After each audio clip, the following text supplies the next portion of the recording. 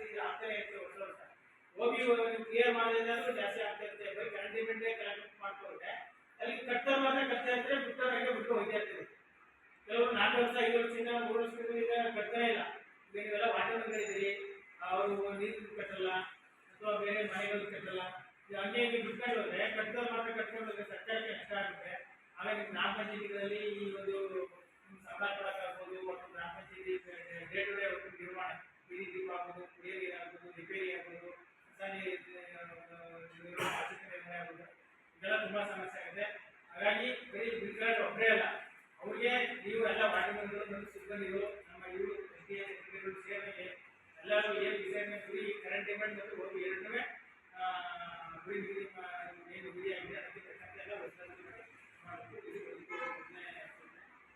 ಎರಡನೇದು ಕುಡಿಯೋ ನೀರಿಗೆ ಸಂಬಂಧಪಟ್ಟಂಗೆ ಎಲ್ಲ ವಾಟರ್ ಇದ್ದೀರಿ. ಇನ್ನೊಂದು ಇದು ಗೊತ್ತಿಲ್ಲ ಅಂದರೂ ಅವ್ರಿಗೆ ಹೇಳ್ತಾರೆ. ಆಲ್ರೆಡಿ ಬೇಸಿಗೆ ಬರ್ತಾ ಇದೆ, ಕುಡಿಯೋ ನೀರು ತೀವ್ರತೆ ಎಲ್ಲ ಕಾಣಿಸ್ತಾ ಇದೆ. ಕೆಲವು ಕಡೆ ಬೋರ್ವೆಲ್ಗಳು ಆಲ್ರೆಡಿ ನೀರು ಕಡಿಮೆ ಆಗ್ತಾ ಇದೆ. ಈಗ ಒಂದು ಎಕ್ಸ್ಟ್ರಾ ಅಡಿಷನಲ್ ಎಲ್ಲೆಲ್ಲಿಗೆ ಆ ರೀತಿ ಆಗಿದೆ ಈಡು ಕಡಿಮೆ ಇದೆ ಅಂದರೆ ಅಡಿಷನಲ್ ಪೈಪ್ ಅಂತ ನಾವು ಹೇಳಿದ್ದಾರೆ. ಈಗ ನೀವು ವಾಟರ್ಗಳನ್ನು ನೀವು ಮಾಡಬೇಕಾದ ಇಷ್ಟನೇ. ಈಗ ನಮ್ಮ ಜನಗಳಿಗೆ ಏನಂದರೆ ಅವ್ರಿಗೆ ರೆಗ್ಯುಲರ್ ಆಗಿ ಏನು ನೀರು ಕೊಡ್ತಾ ಇದ್ದೋ, ಮಾಮೂಲಿ ನೀರು ಚೆನ್ನಾಗಿದ್ದಾಗೂ ಮಳೆಗಾಲದಲ್ಲೂ ನೀರು ಕೊಡಾಗಲೂ ಅವ್ರಿಗೆ ಅದೇ ರೂಢಿ ಇರುತ್ತೆ. ಈಗ ಇಷ್ಟಪ್ಪ ಬರ್ತಿದ್ದು ಪೈಪು ಬೇಸಿಗೆ ಕಡಿಮೆ ಸಣ್ಣದಾಗಿ ಬರೋಕ್ಕೆ ಸಾಧ್ಯ, ಸಹಜವಾಗಿ ಕಡಿಮೆ ಆಗೇ ಆಗುತ್ತೆ. ಆಗ ಅವರು ಕಂಪ್ಲೇಂಟ್ಗಳು ಮಾಡೋಕ್ಕೆ ಸಾಧ್ಯ ಇರುತ್ತೆ. ನೀರು ಬರ್ತಾ ಇಲ್ಲ, ಸಣ್ಣದಾಗಿ ಬರುತ್ತೆ, ಅದು ಬಿಡಲ್ಲ. ನೀವು ನಿಮ್ಮ ವಾಟರ್ಗಳು ಯಾವ ರೀತಿ ಕೆಲಸ ಮಾಡ್ತಾರೆ ಅದ್ರ ಮೇಲೆ ಡಿಪೆಂಡು ಕಂಪ್ಲೇಂಟ್ಗಳು ಕಡಿಮೆ ಇದೆ. ಏನು ನೀವು ಎಲ್ಲ ಒಂದು ಊರಲ್ಲಿ 5-6 ಬೀದಿ ಇದ್ದರೆ ನೀವು ಟೈಮ್ ಇದು ಮಾಡ್ಕೋಬೇಕು. ಬೆಳಿಗ್ಗೆ 6 ಗಂಟೆಗೆ ಶುರು ಮಾಡ್ತೀವೋ 5 ಗಂಟೆಗೆ ಶುರು ಮಾಡ್ಕೊಂಡು ಗೊತ್ತಿಲ್ಲ, ನೋಡ್ಕೊಂಡು ಅಲ್ಲಿ ಪರಿಸ್ಥಿತಿ ನೋಡ್ಕೊಂಡು 1 ಅವರ್ 2 ಅವರ್ ಎಷ್ಟು ಕೊಡ್ತೀವಿ. ಅಥವಾ ಬೆಳಿಗ್ಗೆ ಒಂದು ಕೊಟ್ಟರೆ ಮಧ್ಯಾಹ್ನ ಒಂದು ಕಡೆ ಕೊಡೋದು, ಅಥವಾ ಸಂಜೆ ಒಂದು ಕಡೆ ಕೊಡೋದು, ಆ ರೀತಿ ಎಲ್ಲರೂ ಟ್ಯಾಂಕ್ಗಳಿಗೆ ಏರಿಸ್ಕೊಂಡು ಅವ್ರನ್ನ ಕೊಡೋದ್ರ ನೀವು ಮ್ಯಾನೇಜ್ ಮಾಡಬೇಕು ಅಂತ ಹೇಳಿ. ಮ್ಯಾನೇಜೇ ಇಂಪಾರ್ಟೆಂಟ್ ಇಲ್ಲಿ. ಕರೆಂಟ್ ಇದ್ದಾಗ ಟ್ಯಾಂಕ್ ಏರಿಸ್ಕೋಬೇಕು, ಮತ್ತು ನೀವು ಬೀದಿಗಳಿಗೆ ಗೇಟ್ಗಳ ಅವಶ್ಯಕತೆ ಇರುತ್ತೆ, ಗೇಟ್ ಹಾಕ್ಸ್ಕೋಬೇಕು.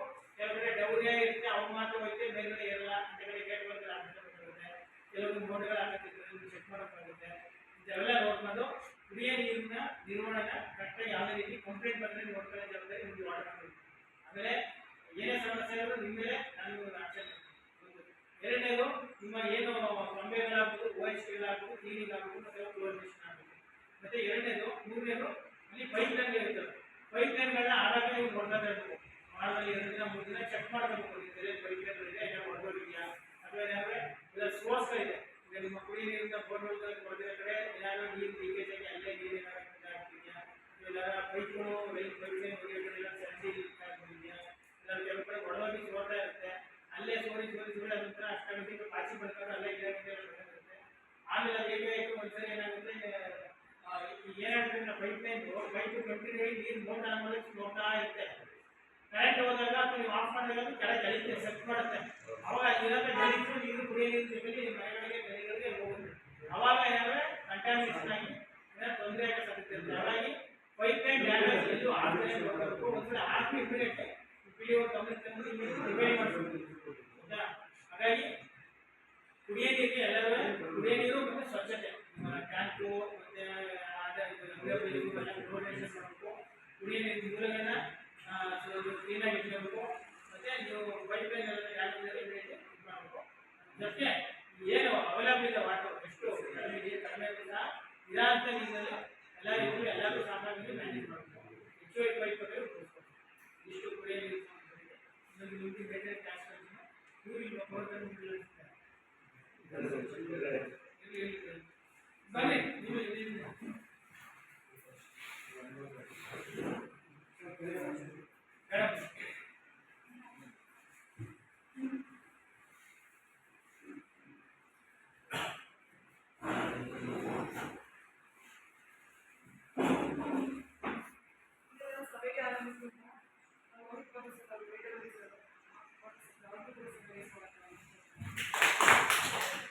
ಇದಿಷ್ಟು ನಿಮ್ಮ ರೆಗ್ಯುಲೇಷನ್ ಆಯಿತು.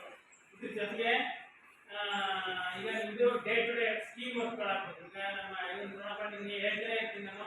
ಈಗ ಕೆಲವು ಪ್ರೋಗ್ರೆಸ್ ಆಗಿರೇ ಇಲ್ಲ. KYC ಇದರಿಂದ ಮಾಡ್ಕೊಂಡು ಬರ್ತೀರಿ, ಇನ್ನೂ ಆಗಿರ್ತದೆ ಪೆಂಡಿಂಗ್ ಇದೆ ಸರ್. ಅಂದರೆ ಅವರು ಹೋಗೋ ಟೈಮ್ಗೆ ಎಲ್ಲ ಊರಲ್ಲೂ ಸ್ವಲ್ಪ ಉಳ್ಕೊಬಿಟ್ಟಿದೆ ಸರ್. ಅರ್ಲಿ ಮಾರ್ನಿಂಗ್ ಹೋಗ್ಬೇಕು, ಅರ್ಲಿ ಮಾರ್ನಿಂಗೆ ಹೋಗ್ತೀವಿ. 10 ಗಂಟೆ ಮೇಲಿಲ್ಲ ಸರ್, 6:30 7 ಗಂಟೆಗೆ ಹೋಗ್ತೀವಿ ಸರ್. ಯಾರು ಸಾಫ್ಟ್ವೇರ್ ಆಂಡ್ರಾಯ್ಡ್ ಸಾಫ್ಟ್ವೇರ್ ಮೊಬೈಲ್ ಯಾರು ಬಳಸ್ತೀರಿ? ನೀವು ಬಳಸ್ತೀರಿ. ಇವ್ರಿಗೆಲ್ಲ ಟ್ರಾನ್ಸ್ಫರ್ ಸರ್ ಎಲ್ಲರಿಗೂ ಹಾಕ್ಕೊಟ್ಟಿದ್ದೀವಿ ಸರ್. ಯಾಕೆ ಮಾಡ್ತೀರಾ? ಏನು ಸಮಸ್ಯೆ ನಿಮಗೆ? ಸಂಬಳ ಮಾಡಿ ಎಷ್ಟೇ ಅವ್ರು ಏನಿದೆ ಟ್ಯಾಬ್ಲೆಟ್ ಡೈಲಿ ಮಾಡ್ತಾರೆ ಎಲ್ಲ. ನೀವು ಲೈಬ್ರರಿಯಲ್ಲಿ ಹಾಕೊಳ್ಳಿ, ಅವರು ಸಾಫ್ಟ್ವೇರ್ ಬಳಸ್ತಾರೆ. ನೆಕ್ಸ್ಟ್ ಸಾರಿ ನಾನೇ ಸೈನ್ ಹಂಗೆ ಬರ್ತೀನಿ, ನಾನು ಮಾಡಲ್ಲ. ನೀವು ಪ್ರತಿದಿನ ಒಬ್ಬೊಬ್ರು 50 ಮಾಡ್ಬೇಕು. ಏನಪ್ಪ, ನೂರು ಒಬ್ಬೊಬ್ರು ವಹಿಸಿ ಪ್ರತಿದಿನ ಒಬ್ಬರು 50 ಟ್ಯಾಬ್ಲೆಟ್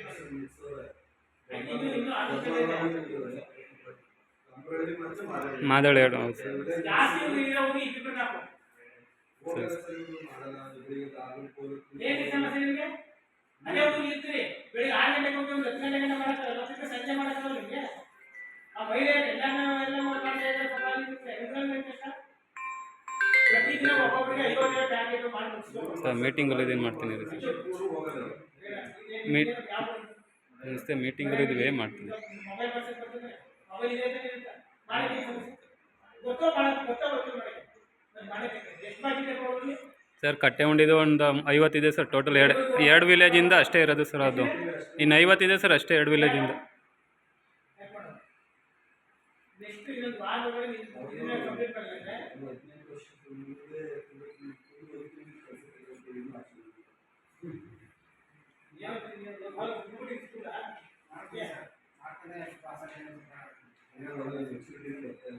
ಮಾಡಬೇಕು. ಇಲ್ಲ ಓದು ಬರ್ತೀಯಾ? ಓದಲ್ಲ ಅಂದರೆ ಕೆಲಸ ಮಾಡ್ಬೇಕು. ನಿಮ್ಗೆ ಇನ್ನೇನು ಕೆಲಸ ಐತೆ? ಮೋಟಾರ್ ಮಾಡ್ತೀಯ ಅದು ಬೇರೆ ಏನು ಕೆಲಸ ಮಾಡ್ತೇವೆ? ಪಂಚಾಯತಿ ಕೆಲಸ ಮಾಡಬೇಕು. ವಾಟರ್ ಬಿಡಿ ಮೋಟಾರ್ ಕೊಂಡು ಇರೋಲ್ಲ. ಪಂಚಾಯತಿ ಪಿಡಿಒ ಏನು ಹೇಳ್ತಾರೆ ಎಲ್ಲ ಕೆಲಸ ಮಾಡಬೇಕು. ಎಲ್ಲರೂ ಅಷ್ಟೇ, ಎಲ್ಲರೂ ಮಾಡಬೇಕು. ರಿಕಾರ್ಡ್ ಆಗ್ಬೋದು, ಕಂಪ್ಯೂಟರ್ ಆಪರೇಟರ್ ಆಗ್ಬೋದು, ಅಟೆಂಡರ್ ಆಗ್ಬೋದು, ಅಥವಾ ನಮ್ಮ ವಾಟರ್ ಮೆಂಬರ್ ಆಗ್ಬೋದು, ಎಲ್ಲರೂ ಮಾಡಬೇಕು. ಅದೊಂದು ಇಂಪಾರ್ಟೆಂಟ್. ಅದನ್ನು ಮಾಡಿ. ಬೇರೆ ಏನಿದೆ ಪಿಡಿಒ ಹೇಳ್ತಾರೆ ಅದನ್ನು ಮಾಡಿ ಅಷ್ಟೇ.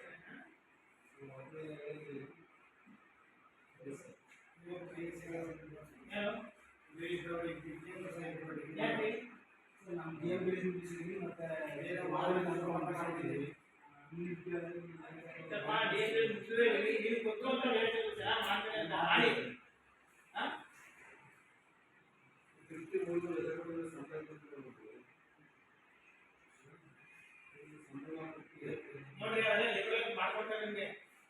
ಈಗ ನಿಮ್ಗಳಿಗೆ ಏನ್ ಗೊತ್ತಾ,